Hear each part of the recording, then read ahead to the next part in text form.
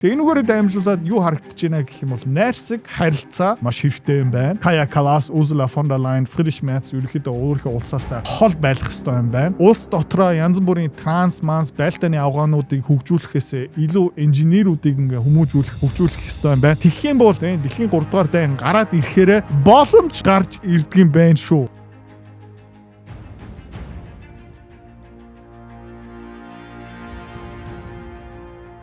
Иран улсаас сурах юм их байна. Ер нь Иранаас хэн суралцах ёстой юм бэ гэх юм бол Европчууд, Оросууд, Солонгосчууд, Япончууд. Яг үгэх юм бол Иранчууд дөнгөж сая нэг зөрөгтэй шийдвэр гаргасан. Тэр юу юм бэ гэх юм бол энэ постнэр харж болно. 2029 он хүртэл Иранчууд дахиж Дональд Трамптай ярихгүй гинэ. Одоо улс төрийн хувьд бол геополитикийн хувьд бол Иранчууд Дональд Трампыг синд гэхээр шийдсэн. Син дээр ингээд орхиж байгаа. Яг гэх юм бол Дональд Трамптай ярих нэмэр байхгүй. Яг гэх юм бол Дональд Трампын шийдвэрүүд нь ер нь бол тогтвортой биш. Тэ? Янз бүрийн юм дээр гар үсэг зурна. За тэгээ гар үсэг зурсныхаа дараа юу гэж хэлдэг юм бэ гэх юм бол энэ зүгээр цаас шүү дээ гэл тэ.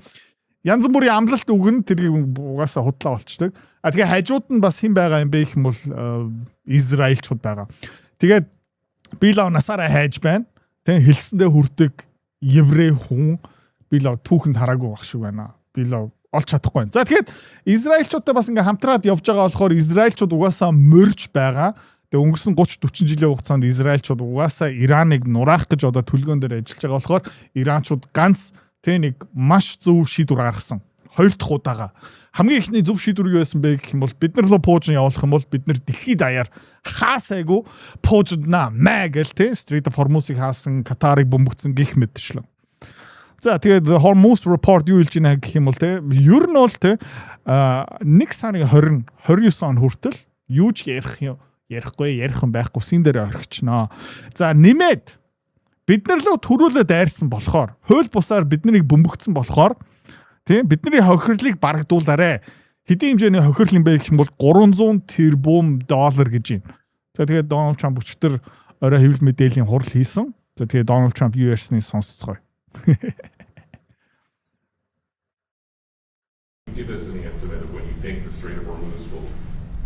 Well, it's open now.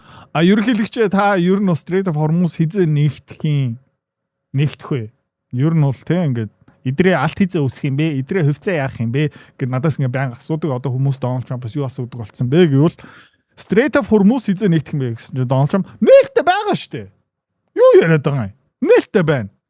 Тэ? Одоо нөгөө 90-ад оны үеэр санаж гин үү? Картын барааны үед тэ? Гишүүн минь ээ, ерөнхий сайдаа, ерөнхийлөгчээ дарга хизээ талах сахар ирэх мэ гэж юу яриад байгаа юм бэ? Дэлгүү дүүрэн байж. We're taking a lot of shit. It's open now. Look, the only one that has control of the Strait of Hormuz right now is the United States Navy. We have a blockade that's been... Тэгээ өдөр болгон ингээд нүсэр олон усан Strait of Hormuz-аар нэвтэрч байгаа. Тэгээ хин ерөөхдөө Strait of Hormuz-ыг бадсан сууж байгаа юм бэ гэх юм бол бид нар Америкчууд бид нар infallible. It's a steel wall. And we let people in that we want to let in, and those people come in, and they've been coming in and they're going out. Тэгээ бид нар хүссэн хүмүүсийг оруулдаг. Тэгээ хүссэн хүн гарч болно. Гэхдээ хэн гардыг юм бэ, хэн ордог юм бэ гэх юм бол бид нар шийднэ. За тэгээд ер нь бол Иранчууд $300 тэрбум нэгсэн учраас тэгээ Иранчууд бас өөрөө юу ярьж байгаа юм бэ гэх юм бол Strait of Hormuz хаалттай шүү. Тэгээд ер нь бол хэрүүлж авгаа Дональд Трамп юу хийж байгаа юм бэ гэх юм бол надад бас нөхөн төлбөр хэрэгтэй юм байна гэд донгосч байна. Тэ? I am likewise demanding compensation from Iran. Би ч гэсэн Иранаас мөнгө авах эрхтэй. Яг гэх юм бол Иранчууд дэлхийд даяар ингээ терроризмыг санхүүжүүлсэн гих мэтчлээ. За тэгээ аюул нь яг юу юм бэ гэвэл одоо Афганистан, Ирак бүгдээрээ ерөөхдөө амаа нээх боломжтой. Тийм ээ одоо өнгөрсөн 20-30 жилийн хугацаанд дэлхийд даяар хин улсуудыг ингээ бөмбөгдсөн юм бэ гэвэл Америкчууд үстэй. Либя дуурч болно, Сирия дуурч болно гих мэдчихнэ. Гэхдээ тэд нар одоохондоо чимээгүй байж лээ л та. За, тэгээ Иранчууд ерөөхдөө ажиллаа ер нь маш зөв хийж байгаа. Саяхан бас Украинчууд Зеленский юу шийдсэн бэ гэх юм нэг Иран усан онгоцыг бөмбөгчээ. Тэгэх юм бол Дональд Трампын сайн талд орчих үедээ гэл тэ. Тэгсэн чинь Иранчууд юу гэж хэлсэн бэ гэх юм бол айтаахан байгаарай. Та нарыг одоо биднээс бөмбөгдөн шүү.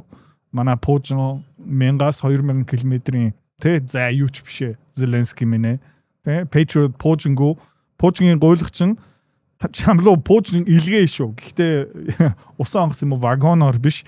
Тэ шууд амьдаар зевсгэрээ илгээх тийм боломж биднэрт байгаа шүү гэсэн чинь Зеленский шууд тоглосон юм аа пранк байсан юм аа бро. За тэгсэн чинь Иранчууд одоо Украинаас бас юу нэгж байгаа юм бэ гэх юм бол нүхэн төлбөр нэгж чинь. Тэ нэг усан онгоцыг будаа олгосон, нэг хүн нас барсан. Тэгээ миний таамаг юу юм бэ гэх юм бол тэ Зеленский одоо Узула ч юм уу Фридришмен Иранчууд надад мөнгө асуугаад байна төлчөөч тэхүү гээл тэ. За Энэс болж юу болж байгаа юм бэ гэх юм бол саяхан нефтний үн ханш ер нь айгүй хямдхан байсан $70 дээр явж исэн юм бол өнөөдөр өглөө нефтний үн ханш $82 руу ингээд дээш өсөө явцсан. Нэмээд энэ чарт нэр та юу харж байгаа юм бэ гэх юм бол Европын газны үн ханш зөө. Тэ? Газны үн ханш. За тэгээд та харж байгаа юм Strait of Hormuz-ийн оргил цэг дээр энэ 1 мегаватт тэ газ оргил цэг дээр €68 хүрсэн юм бол одоо буцаага ингээд дээшээ явж байна. Одоо 60 дээр явж байгаа. Тэгээ юу болж байна гэх юм бол Европ даяараа одоо нефт үн орж ийн, дизель түлш үнд орж ийн, газ үнд орж ийн, нүрс бүр үнд орж байгаа. Тэгээд Европчууд одоо яаж байгаа юм бэ гэх юм бол хүүрээ өнгөрсөн 20 жилийн хугацаанд бид нэр тий ухаалаг технологийн хөрөнгө оолт хийдэг байж, ухаантай хүмүүсийг хөгжүүлдэг байж, их сургуульд ерөнхийдөө оновчтой юм заадаг байж, янз бүрийн гендер, транс, манс тийм нохон баасыг заахаас илүү жинхэнэ инженер хүмүүсийг төгсгөх ёстой байсан. Тэгээд ер нь эрчим хүч нефт, газ гэх мэт тэр секторыг ер нь хөгжүүлэх ёстой байсан. Боловч одоо Европчууд юу хийж байгаа юм бэ гэх юм бол баларж байна. За тэгээд нэмээд дэлхийд даяар одоо нефтний үн ханш яагаад $100 гэх мэт шин хүрээгүй юм бэ гэвэл Япончууд, Солонгосчууд энэтхэг Европ даяар тэд нар юу хийж байгаа юм бэ гэх юм бол стратегийн нөөцөө хоослож байгаа. За та ингэ харж байгаа юм бол 2005-аас 2015 оны хооронд Америкийн стратегийн нефтний нөөц дотор ойролцоо нэг 700 хэдэн сая пошк баррел нефт байсан юм байна. За тэгээд улс төрчид Жо Байден юу хийсэн бэ гэвэл тий Орос Украиний дайн эхлүүлээд тий бас тэнэг тэгээд дэлхийд даяар нефтний үн ханшиг ингээ пуужин дуулаад тэгээ юу хийсэн бэ гэх юм бол тэр нефтний агуулгаасаа тэр нефтэ зараад эхэлсэн. Тэгээд ер нь бол энэ 400 сая хүртэл ингээ баг буулгасан. Дональд Трамп тий ирэх авснаас хойш 410 сая хүртэл ингээ дүүргчээд тэгээд Дональд Трамп бас тэнэг байх шиг байна. Уусаа нотлоотой. Тэгээд юу болж байна гэх юм бол одоо 298 сая хүртэл ингээ буурсан. Стратегийн нефтний агуулга дотор байгаа нефт нь. Тэгээ аюул нь яг юу юм бэ гэх юм бол энийг нойлож болохгүй. Тэ 200 сая хүрэгчих юм бол тэр нефтний агуулгах нь ерөөхдөө геолог одоо зүгээр ингээд барьсан ган юм уу төмөр сав биш болохоор тэ ерөөхдөө нэг газар руу зүгээр ингээд асгацсан байгаа байхгүй юу? Окей. Хуучин ингээд давс мавсны уурхалуу. Тэгээ энийг бүтэн хоослож болохгүй. Тэгээд ингээд одоо энэ нефтний агуулгах дотор дахиад нэг 90 сая орчим пошк нефт байгаа. Тэгээд энийг дуусгах юм бол тэгээ юу болох юм бэ гэвэл дэлхийд даяар нефт, газ гих мэт үн ханшин дахиад пуужиндах магадaltaй. Тэгээ Иранчууд юу бодож байгаа юм бэ гэх юм бол окей. Америкчууд та нар тас хүрэх магадaltaй. Гэхдээ танаа нефтний агуулгах дотор байгаа нефт ойролцоогоо 2-7 хоногоос 8-7 оны дотор дуусчихна. Тэгээ та нар угаасаа бидэнтэй гуйгаад ирнэ. Тэгээ Америкчуудын зэвсэг угаасаа дууссан болохоор тэд нар одоо зүгээр хүлээгээ сууж байгаа.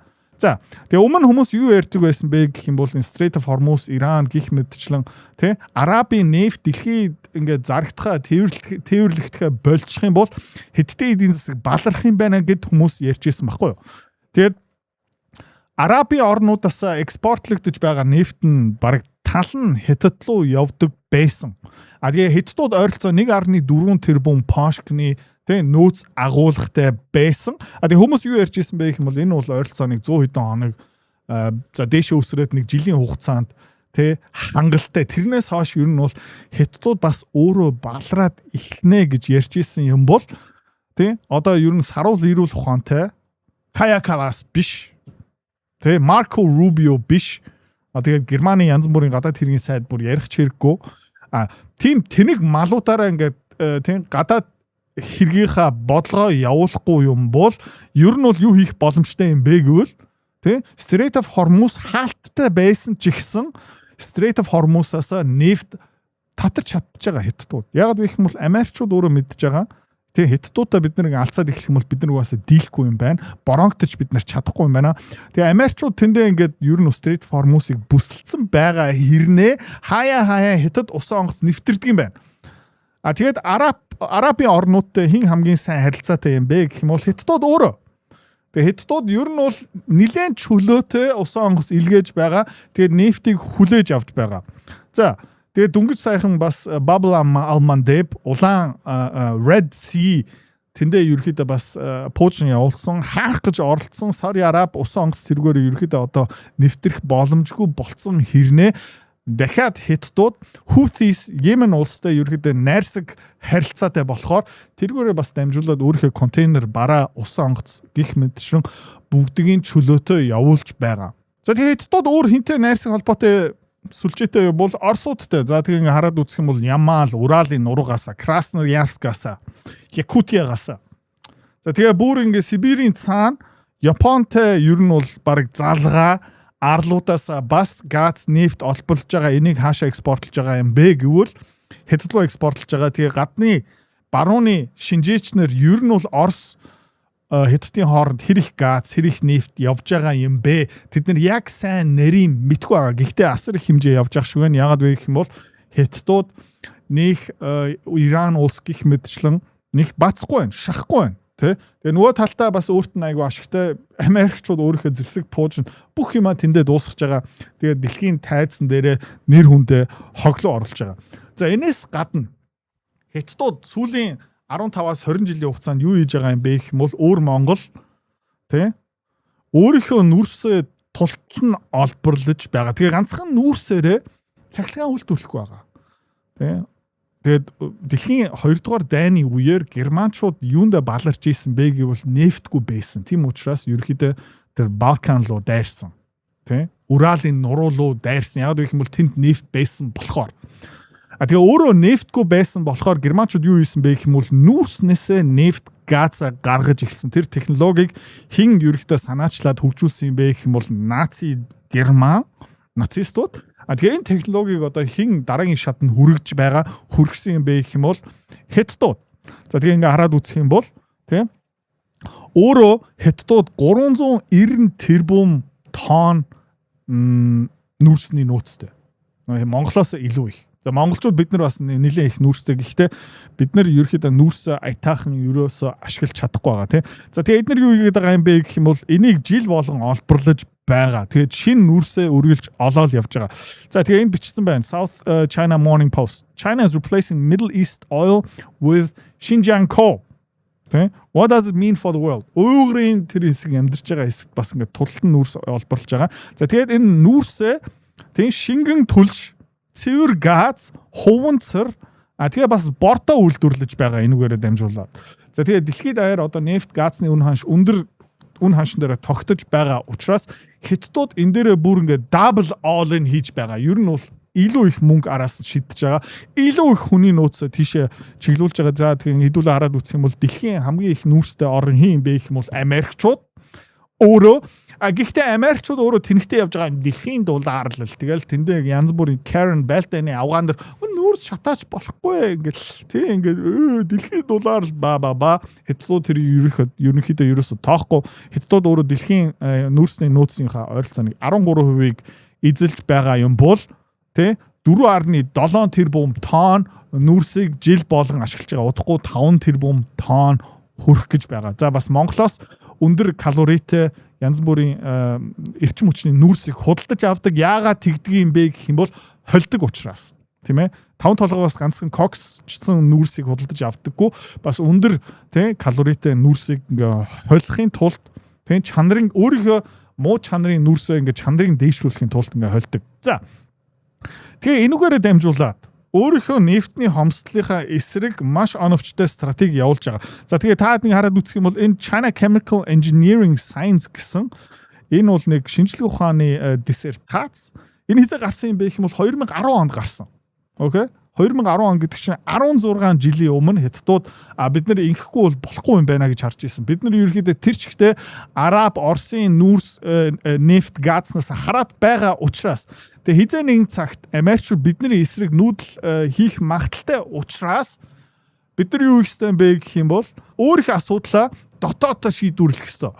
Энэ ерөөхдөө хэний эсрэг юм бэ гэх юм бол Европын эсрэг. Европчууд юу хийсэн бэ гэх юм бол хэрхэн Америкчуудаас тултал нь хараад болох вэ?